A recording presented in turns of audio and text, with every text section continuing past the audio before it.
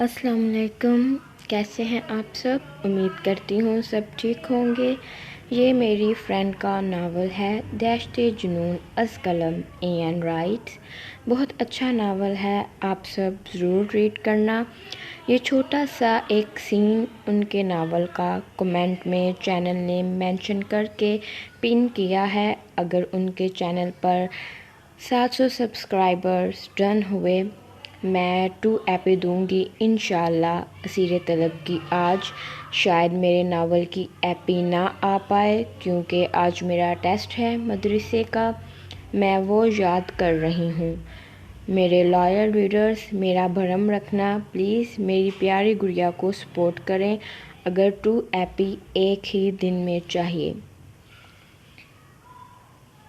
Novel نیم دہشت جنون از قلم این رائٹس۔ سب مرد حضرات کو کام ختم کرتے ہوئے رات کے 11 بج گئے تھے۔ تقریباً 12 بجے سب ایک ساتھ گھر پہنچے۔ سب نے نظریں دوہرائی، خالی لاؤنج انہیں منہ چڑھا رہا تھا۔ کمرے میں ہوں گی؟ سب بڑبڑاتے ہوئے اپنے کمرے میں چلے گئے۔ علیان، زیان اور ایشان لاؤنج میں بیٹھ گئے۔ ارسلان کمرے میں داخل ہوا، کمرہ خالی تھا۔ اس نے کمرے میں ہر جگہ دیکھا، ڈریسنگ روم میں، واش روم میں، اسٹڈی روم میں۔ اسے انیزہ کہیں نظر نہ آئی۔ اس کے دل میں عجیب و غریب وسوسے آنا شروع ہو گئے۔ گڑیا کہاں ہو؟ اس طرح تنگ نہیں کرتے، آئندہ لیٹ نہیں آؤں گا حیاتم۔ ارسلان بے چینی سے کمرے میں ارد گرد دیکھنے لگا، شاید کہیں سے وہ باہر آ جائے۔ احمد شاہ کمرے میں داخل ہوا، کمرہ اندھیرے میں ڈوبا ہوا تھا۔ احمد نے لائٹس آن کی۔ اسما جان، اندر ہو تم؟ احمد نے واش روم کے باہر کھڑے ہوتے پوچھا۔ کوئی جواب نہ ملتے دروازہ کھولا، کوئی اندر نہ تھا۔ زید نے کمرے کا دروازہ کھولا، ہر چیز بکھری پڑی تھی۔ واش روم سے پانی کی آوازیں آ رہی تھیں۔ زید مسکراتا ہوا واش روم میں داخل ہوا۔ شاور آن تھا لیکن کوئی اندر موجود نہ تھا۔ کہاں گئی ہے ہیرا؟ زید کا دل گھبرانا شروع ہو گیا کہ کہیں اس کا باپ یا بھائی اسے لے نہ گیا ہو۔ زید نے ڈریسنگ روم چیک کیا، وہاں بھی کوئی نہ تھا۔ اذہان کمرے میں گیا، ماورا کا کمرہ سائیں سائیں کر رہا تھا۔ Dressing room, wash room check کیا، ماورا کہیں پر بھی نہ تھی۔ اس کا چچا؟ اذہان کے دل میں خیال آیا۔ اس نے پریشانی سے اپنے منہ پر ہاتھ پھیرا۔ رضا، سیان اور سجاد شاہ کا بھی یہی حال تھا۔ سب ایک ساتھ اپنے کمرے سے باہر آئے۔ سب کے چہروں کی ہوائیاں اڑ گئی تھیں۔ وہ ایک دوسرے کے چہرے دیکھنے لگے۔ نیچے جاتے کوئی لاؤنج چیک کر رہا تھا، کوئی کچن، کوئی گارڈن۔ انہیں وہ کہیں نظر نہ آئیں۔ کیا ہوا آپ سب کو؟ کیا ڈھونڈ رہے ہیں؟ وہ تینوں ان کے زرد چہرے دیکھتے ہوئے بولے۔ نہیں مل رہی۔ سب اپنی اپنی بیویوں کے نام لیتے پریشانی سے ایک ساتھ بولے۔ کیا مطلب نہیں مل رہی؟ آپ دیکھیں، یہیں کہیں پر ہوں گی۔ علیان ٹیک لگاتے بولا۔ ہاں دیکھنا، عریج تیرے پاس بیٹھی ہوئی ہے۔ سیان نے جل کر بول کے پریشانی سے اپنے بالائی لب پر زبان پھیری۔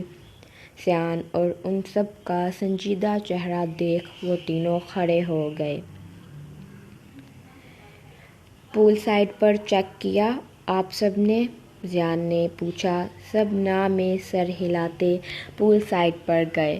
سب کے منہ کھل گئے۔ انہیں دیکھ کر وہ سب قہقہ لگا رہی تھیں۔ ارسلان نے اپنی گڑیا کی طرف دیکھا جس کے لیے وہ پریشان ہو رہا تھا۔ دل میں نہ جانے کیسے عجیب و غریب وسوسے آ رہے تھے۔ وہ آرام سے بیٹھ کر چہکتے ہوئے چاکلیٹ کھا رہی تھی۔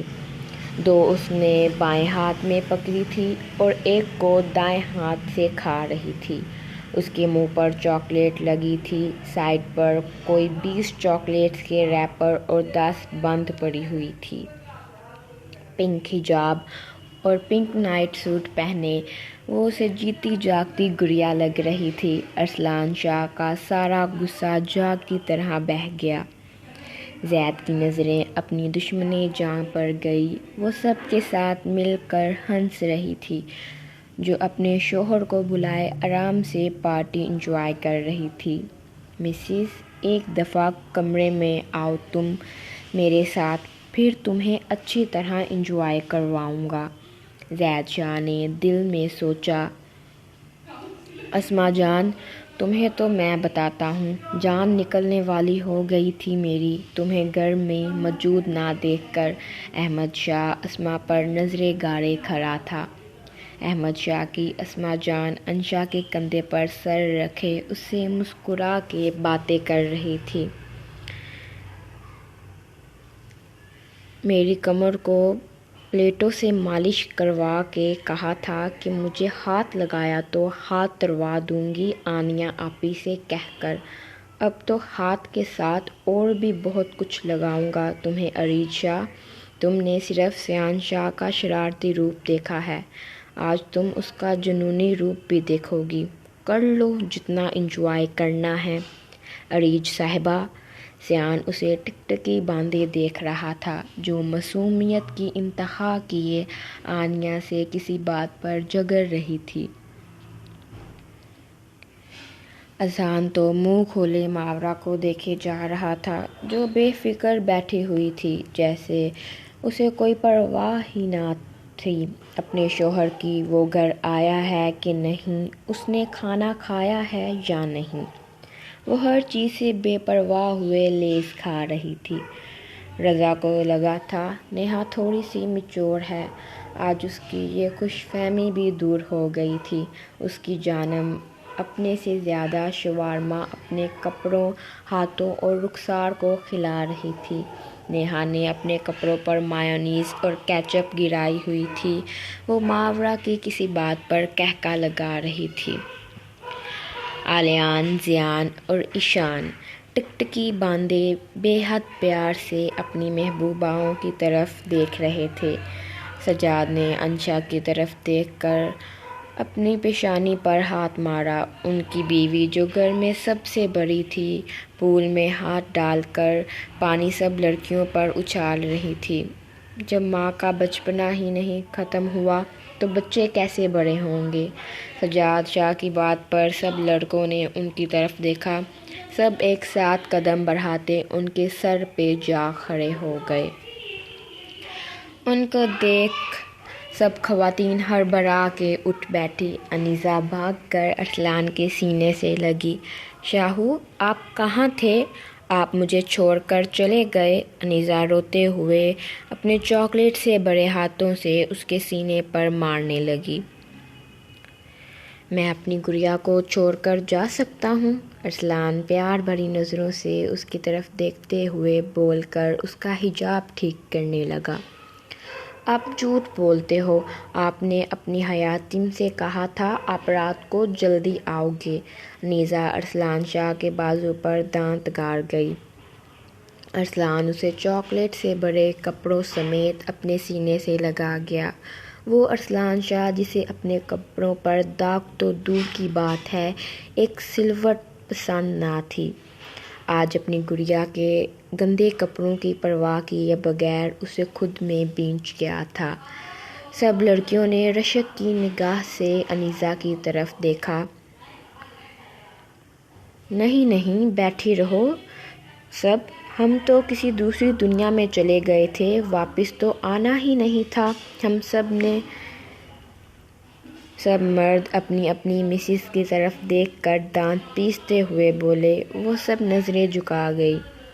ہمارے شوہروں کو طنز کرنے آتے ہیں۔ ایک انیسہ کا شوہر ہے جو اس سے پیار کر رہا ہے، جو اس پر اپنی جان نچھاور کرتا ہے۔ سب لڑکیاں منمنائی۔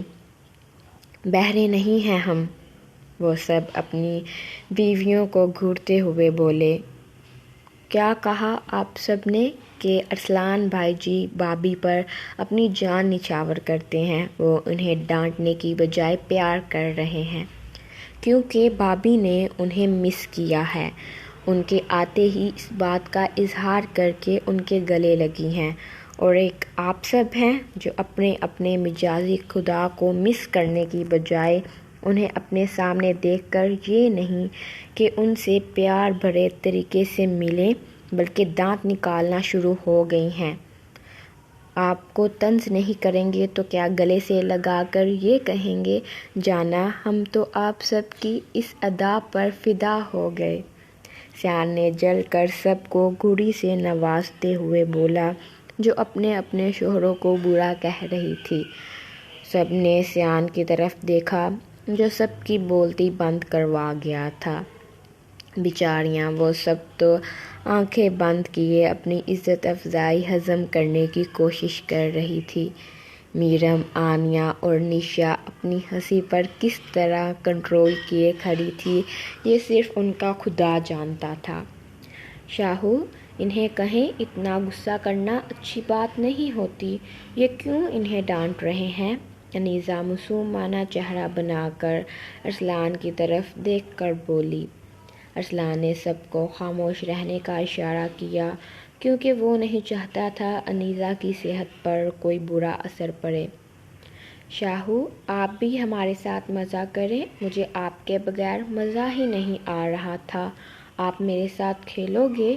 انیزہ اس کے بازو کے ساتھ سر لگاتے ہوئے ناز سے بولی۔ ارسلان بے اختیار حامی میں سر ہلا گیا۔